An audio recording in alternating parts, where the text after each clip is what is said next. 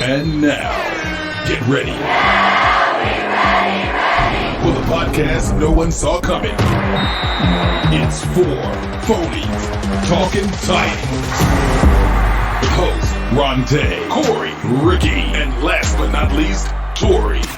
It's 4 Phonies Talking Titans. Welcome to 4 Phonies Talking Titans, and we're back off of a victory. Yes, sir. Seabirds went down. Yes, sir. Good. Before we break down that Seattle win that we had Sunday, let's talk about the NFL right now. Right now, seems like there's a lot of good games going on, a lot of tight games early in the season. What y'all think is happening? Why is the game so tight right now? Well, I would say that the defenses are catching up from last season from not being able to practice with COVID. Now they're able to be in more in person, and the defense is finally catching up with the offenses and making the games a little bit more close.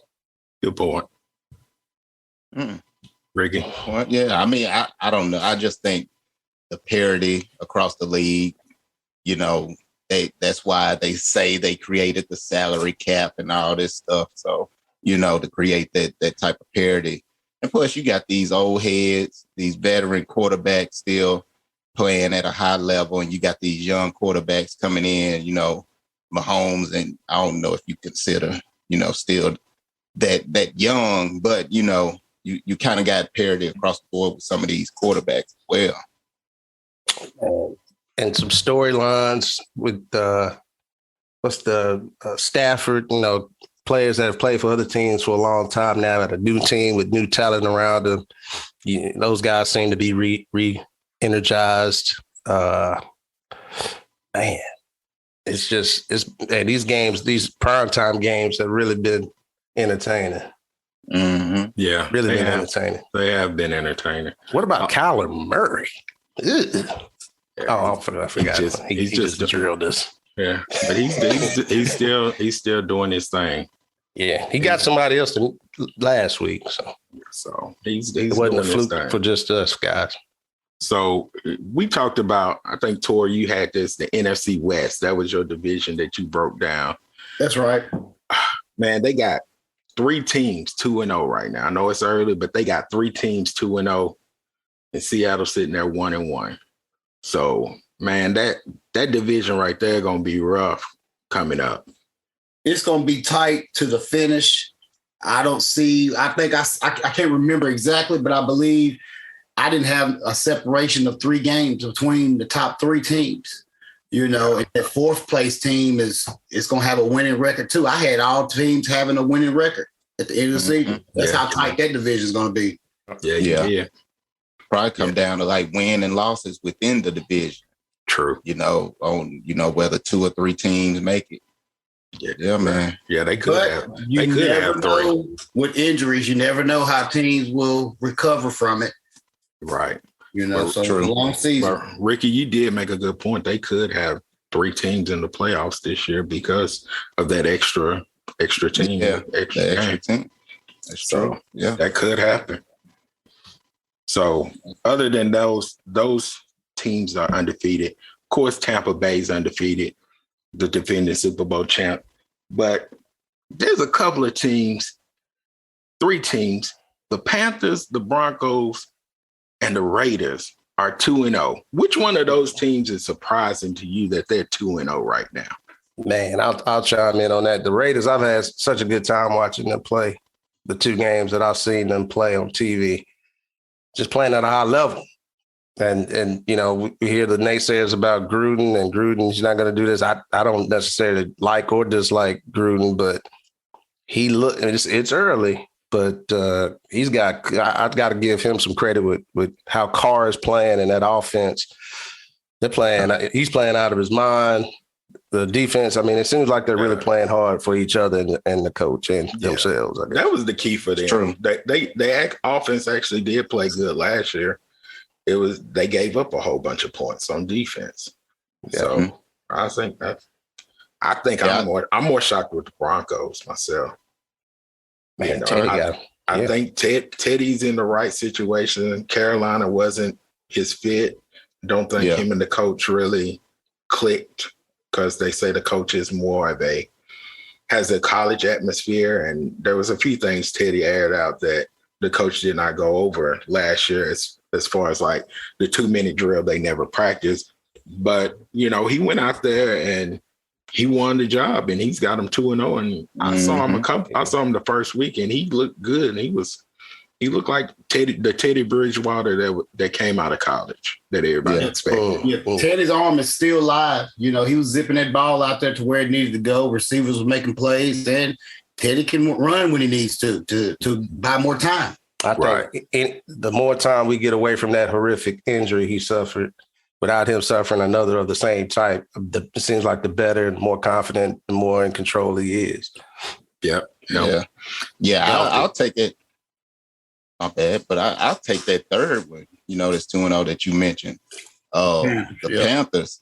Even though they did play the Jets, I think the first game, and the second game, I picked the Saints to win. But they were they got a lot of injuries and coaches were out, due to COVID. But the Panthers, just considering, like Sam Darnold coming over and everything, I figured, if they was to do something, they would ride, what's his name, McCaffrey, the whole way or whatever. But yeah, I feel like the Panthers kind of surprised me, even though I do have them going 3-0, which I hope they do when they play the Texans this week. It's time for a little Titans therapy. It's that time, fellas. We got a little therapy coming up, little Titans therapy. We coming off a victory. During the middle of the game, we was like, oh man, if y'all could see our text during the middle of the game. Woo. Man, it was ugly. Man, we was about to rename the show to the 53 Phonies. Hey, I'm telling you, man. Like, who the hell? Come on, man. But man, what a win. What a game, man. So which y'all's takes out of that victory that we had on Sunday? Man, if we put together a complete game, we can be dangerous like we expected them to be. It will be scary. It's a process that we're going through. It's like we said before, don't mess it up. Defense needs to be accountable and make plays and give us a pass rush and cover for a little bit. It's a process. We still in preseason mode, look like. Yeah. I mean, it was a roller coaster ride. And to be honest, that thing was ticking up the whole time, you know what I'm saying? And it just seemed like, I ain't gonna lie, at halftime, Seattle came down and scored so quick. I really thought it was a wrap. Especially, I thought the momentum was gone because they called back the touchdown. They reversed the call with Julio or whatever. So, I wouldn't say I had checked out, like I normally do. But, I just felt that it was an uphill battle, Right. You just had those guys step up and defense made plays when needed. So. They did. That quick hit. Yeah, I felt the same way, Ricky. I felt it. I was already thinking about us being 0-2, but I stopped thinking that way when Henry bust off that 60-yard run, because it was a quick hit. It looked like room for him to run like we hadn't seen this season. Mm-hmm. And it reminded you like, ooh, he can score fast. He can score. Yeah. I mean, they scored fast. And that's like throwing a bomb. It's entertainment because, to me, it's funny because I'm sitting here thinking when he scored that touchdown, how the score changed to put us back in the game. I was like, if the defense gets a stop, we're back in this game. Right. And that's what happened. And they kept fighting and kicking down the door, as Coach Vrabel says, and look at the end result. Yeah. The thing about Henry is you have to watch just during the game. He may look like he's not doing nothing, and sometimes it look like, man, what is he doing? He's not. But once he gets like a 9-yard run, the defense is in trouble because he's gonna start. If something kicks in once he gets that 8 or 9 yard run, that he's like, it's on. It's time to roll. And I'm definitely, y'all know me. I say week 4 he gonna get to Derrick Henry. He did in week 2 this year. Yeah, it was cooler up there in Seattle. You know, he's like an old deuce in the quarter. He got to warm up. That's what the 9 and 10 yard runs. Yeah, man.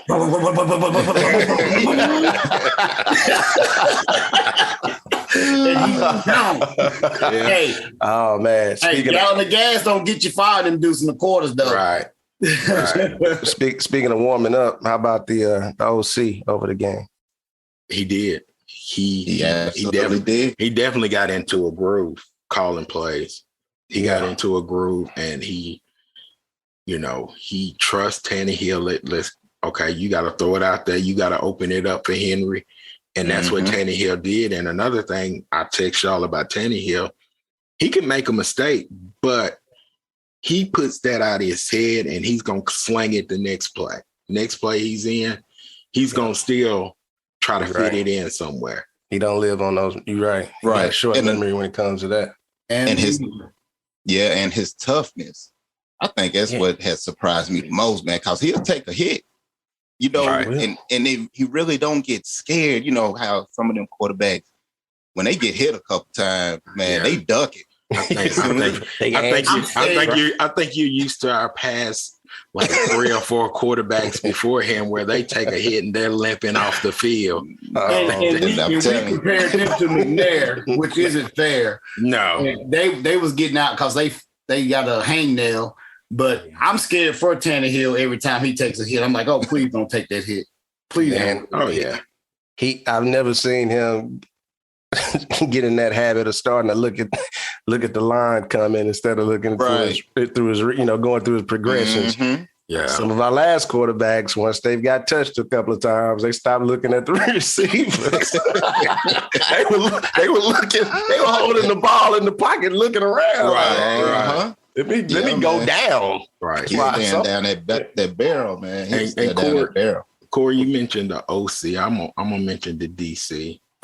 He got into his groove in the second half, and just watching the replay, I really got a chance to see that sack that Ola got at the end. That was just like you had Landry on the left end, Simmons next to him, Autry right there, Ola right there, and Bud right there. You had a 5-man front, and they ran a twist so nasty that Ola went all the way around to the left, and Bud Dupree, they just flushed Russell Wilson right to him, and he was right there to make the play, make that safety, but it wasn't safety.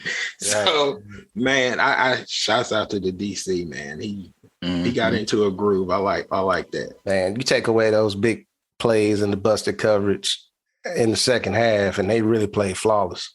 Right. They really didn't give up much of anything. They gave that quick touchdown up. I think that's the only points we gave up that in the half. Yeah. Okay. I'm gonna say this. I got this text, and I'm gonna give him credit on the Terrence Johnson, Coach T. What up, T? T sent me a text that today he broke it down that the defense had 3 bad deep passes and the passing yards at the end of the first half, and that pass to Lockett at the end of the game. That accounted for 248 of Russell Wilson's 343 passing yards. Wow. Him in check. Pretty much. Wow. Thanks for the stats, T. Appreciate that. Honorary phony. T. Johnson. Yeah, that's good stuff. That's all right. It is, man. But well, we did also what we didn't do the first week. We had a similar game plan with Lamar Jackson when we went up to Baltimore and won in the playoffs. We kept him boxed in and didn't let him get outside too much and pressured him up the middle as well. Yeah, man, I really expected more out of Seattle's receipt. I mean, they had nice days. So I guess I'm thinking about DK. It just seems like he was out of it. Shut him down. Man, Shut him down. Did he? Once he got into his head over there on the sideline, It was like, he was just breaking the law, man. He was out there just holding cats, just saying, "I'm stronger than you." You know, Right. like he's about to. I don't care what the ref throws. I know this is a hold, but I want you to feel me hold you. I mean, it was ridiculous. I knew it was over when DK had a Band-Aid on his cheek. No, when he was bleeding. He was when his cheek was bleeding. Did Fulton bite him? He had a pacifier for a mouthpiece, so you already knew he was ready to brag. All right, that wasn't a good look, DK. You're better than that, Right? Yeah, they got it. So, any other players that y'all saw that kind of stepped up? David Long Jr. David Long Jr. got a lot of snaps that I noticed. I went back and looked at it, and he, you know, I don't know what his grade is on the game, but he just seemed to be around the football a lot. Seemed to, you know, of course, we all noticed right at the beginning that Big Jeff was whooping his man most of the day. He did. Yeah. Punishing him. That dude was happy that game was over. It happens like that sometimes, but damn, he was just getting pushed back all day. Mm-hmm. Yeah. We need some more of that, Big Jeff. We need some more of that. Autry it seems like he was, I know he had a sack, maybe a sack and a half. Yeah. Autry played good. Somebody else had a big play. What about Mike Cole Pruitt on offense coming up showing up big time, punishing them? How to talk about him. Man, Pruitt set the tone of the run game. He came in and because he was not getting pushed 4 yards in the backfield. Like who? Like Swain. So Pruitt came in, and then when he dirty dogged, what's the safety's name? Jamal Adams. Yeah. Is that who it was? That was Adam. Yeah. That was Adam. Oh, man. When he dirty dogged Adams and was just giving him the business down there, man. Lucky we didn't get a taunting call. Yeah, we could have got a penalty there, but Pruitt blocked well, and he made some key catches too. Yeah. 4 catches. So that was another guy that he definitely came in and stepped up. And if he's not getting more snaps or starting this week, something ain't right. Yeah. And your boy Core. Who? What you call him? Little thicker. Oh, our thicker? Hey, man, shout out to Bullock, man. I'm happy for you. That was a huge step in with no, limited practice off the street or off wherever you came from. Right. You didn't have a perfect day, but you were damn near perfect. You're perfect in our eyes. We've been terrible. We definitely will take what he gave us. You're right. We have been terrible. So yeah, shout out to Mr. Bullock nailing that kick. Yeah. Yes, sir. Let's go to I like the big nasties up front. The big nasties were making holes, and Ty stepping in at left tackle for Lawan. Mm-hmm. Yep. Great job. I wondered, did he know he was going to have to play most of that game? Well, when Lawan didn't play, when Lawan limped off the field, I'm pretty sure he knew. I'm talking about the day before, like. Oh no, not the day before, because Lawan didn't get hurt until. I don't believe it. But he probably come into every game with that mindset. He should. He's ready. You know what I'm saying? He did it all last season. Yeah, he's not a professional if he's not coming in thinking when my time is called, I'm ready.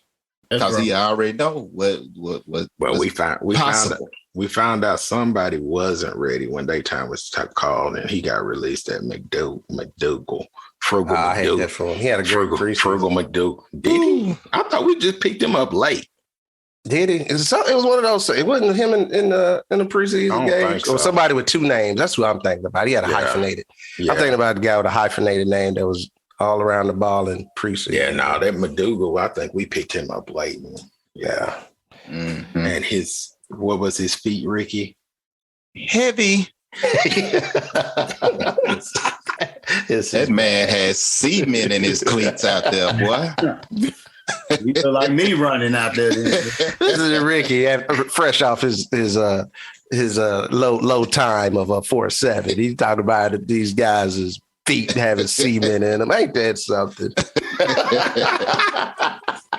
That man changing direction was slow. That's all right, man. He'll at the receiver spot, we definitely had Julio show what Julio do. And it was beautiful. It was beautiful to see him in that two-tone blue, man, catching that long ball. It was. It ain't gonna do nothing but get better. We're gonna get more stats, more of that. Get AJ on board. He'll bring his hands to the game next time. Yeah, uncharacteristic him. Definitely. He couldn't get COVID. That's what he said. His family told him he couldn't get COVID in the game against Seattle. Right. Man. Oh man. Yeah. But as for a low, I know we doing highs and lows, but what about y'all other boy, Tay boy? Oh, Molden. That was out there. Yeah. What you think Molden needs to do, man? He needs to get a jump rope because his lateral didn't look. I don't know. Maybe being in Seattle with family and second game, maybe that got to him. Because think about last year. I'm gonna compare him to the rookie last year. Chris Jackson was playing early last year, and he was getting beat like what Molden got beat. But Chris Jackson stepped in Sunday and played a good game. He did. So it just may be young, and that's sometimes rookies. That's what you expect. He wasn't a first rounder, so third rounder. So you gonna expect some mistakes here and there. True. But maybe by mid-season he'll get back in and show some flashes. He'll show some flashes. Got to adjust to that. I ain't down on him. He's still my boy. Show up on special teams. Help us out. Yeah. You get ready. I might speak to that a little later in the show. All right. Mr. Molden, he might have made somebody's list. We just don't look. That's all right. You can make the list once, maybe. Don't make it multiple times. At odds with 40. From 4 Phonies Talking Titans. All right, guys, I got some good picks for you this week. We went 1-1 last week, 0-2 the first week, so we're steadily improving and getting better. I got 2 more parlays for you. On this 14 parlay, I got the Titans -5. I got the Patriots -3. The Broncos money line. I got the Cardinals -7.5. That's parlay number 1. On parlay number 2, I got the Bucks Rams game going over 53 points. I got the Packers 49ers game going over 49 points. I got the Bills -6. I got the Ravens money line. Put your money where it needs to go. Make some money. Enjoy the games. Best of luck. This is for entertainment purposes only. At odds with 40. Follow me. Tennessee Tough Talk. All right, fellas. We're going to keep it moving this week. Tennessee Tough Talk. We are going to talk about them Indianapolis Colts coming to town. And y'all know how that goes. It's division week. It's Colts week. Yeah. Tori, what you got to say about the Colts? All I know is this has been long overdue. I know we're going to change up the history of being scared of the Colts. I'm not afraid of the Colts. We're going to have Wentz coming in his wheelchair with 2 sprained ankles. He going to leave out on a gurney. He ain't going to be hurt or nothing. He ain't going to be dead or nothing, what I meant to say, but he's going to be hurting worse than 2 sprained ankles. I don't see him starting. I think that's a facade. I think the coach is just putting it out there to try to make us game plan for him. They're going to start that backup quarterback. What's his name? Eason. What's his name? Jacob Eason. Eason. Yeah, he's going to be the guy to get started, but like I said, I'm not afraid of Colts. I'm afraid of their defense, but Derrick Henry's going to smash. Julio, AJ, going to eat. Let's get it in. I know y'all may feel a little bit different because of the history. Yeah, you want me to go ahead and go ahead, the next Corey. person? I'm going to give them their. I hear them. I listen to talk radio, and we disrespect them on the radio based on now based on what we see and everything. But yeah, I do know that they're the Colts. That name, Colts, something it does to us. Every year, they can play the starter, play the backup.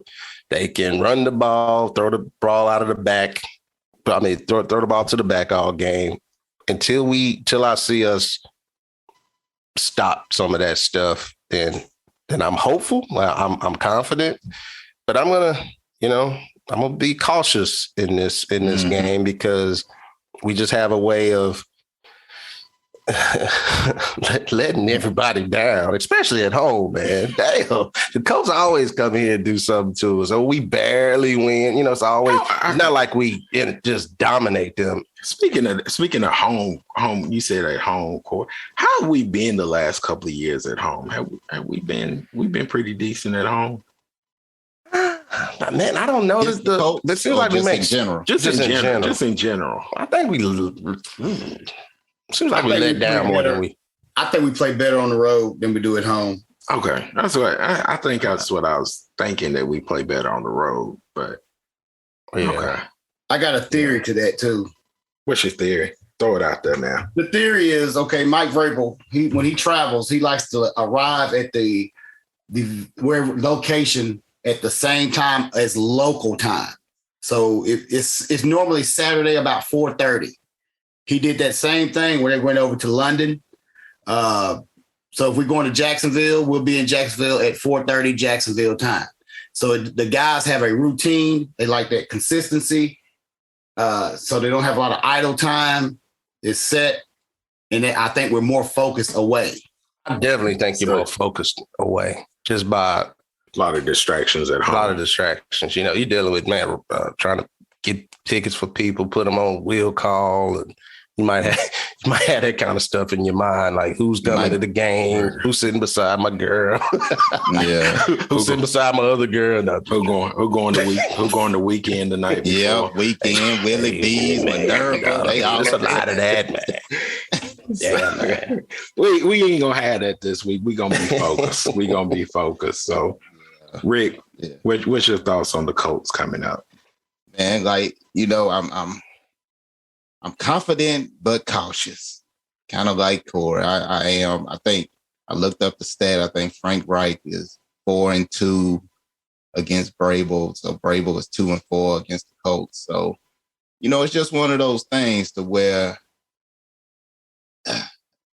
until it happened a little bit more consistent, and we proved that we are the better team, that I'm going to always be cautious when it comes to the Colts, because you might have Hines catching balls out of the backfield. You might, the tight end Doyle he might show up, so and what scares me the most is Buckner up the middle.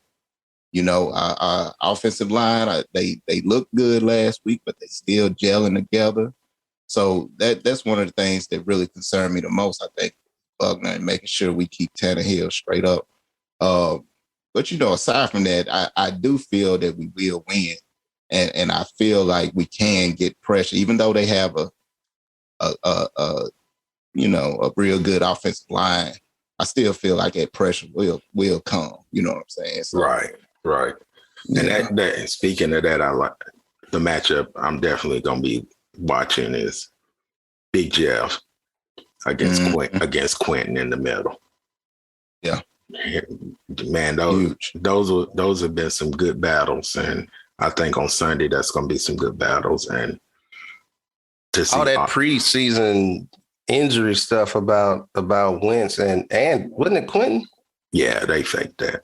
Because that was like that's going to be out right 8 weeks. An injury from high school.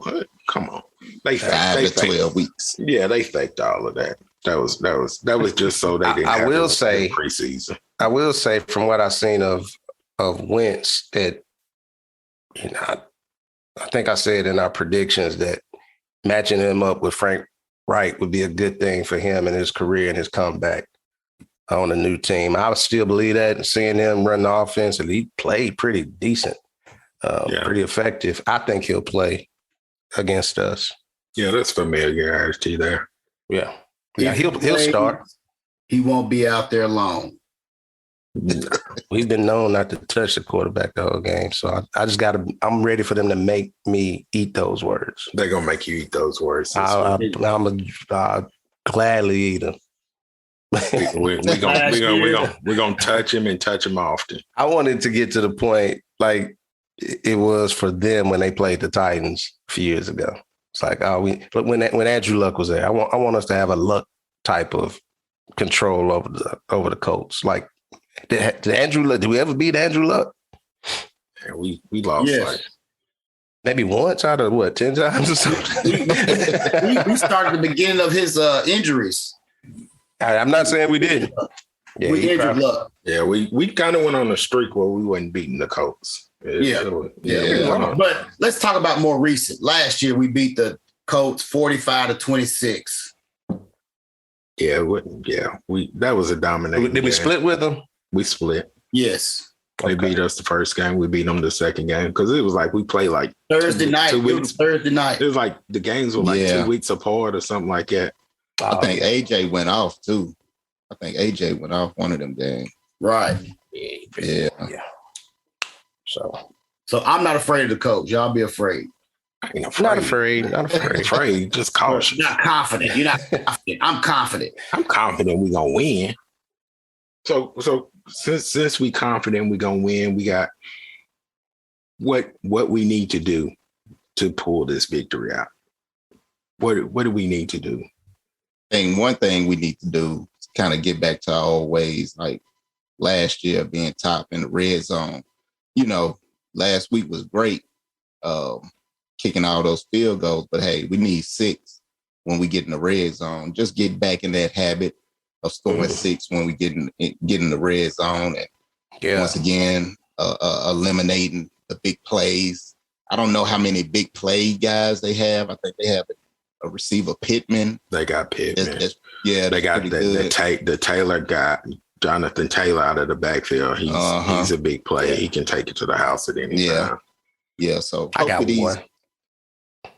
No, go, Ricky. Finish it. Well, no, I was just gonna say, hopefully these quarterbacks are a little bit more statuesque and not moving around as much as the previous 2 quarterbacks. So. Hopefully it'll eliminate a lot of those big plays that they will have. Good point. Yeah.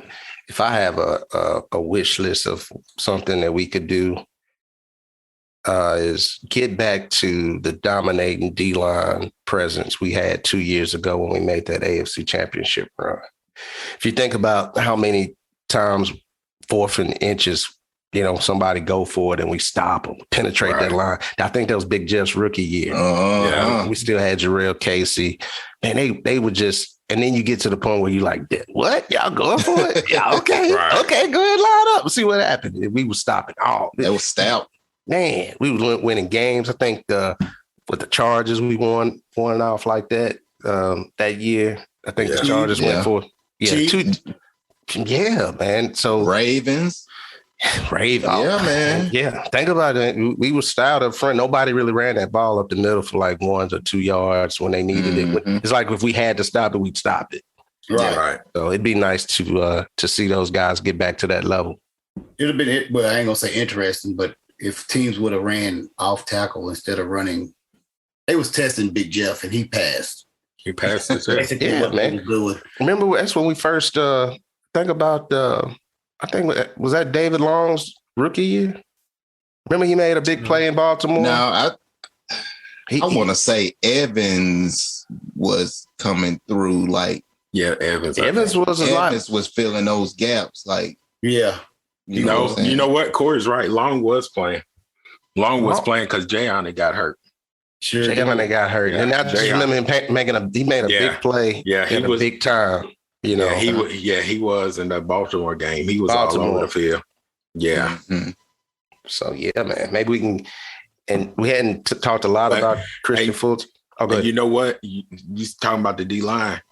When you have a dominating D line, Long, Evans, and Jayon, they are able to make those kind of plays because they're freed up.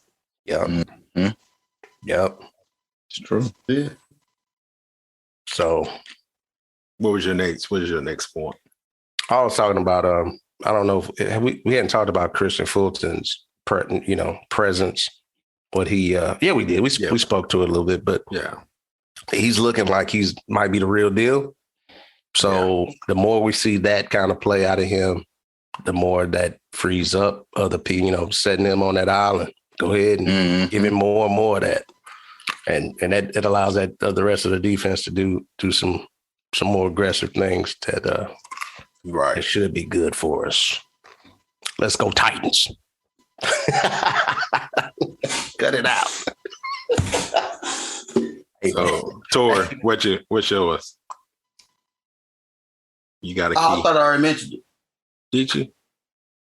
I thought Ricky went Key first. to the game. Key to the game. My key to the game. Okay, what we need to get back to. Let's eliminate the big play downfield with our secondary. Let's contest every pass that's thrown over 30 yards. Right.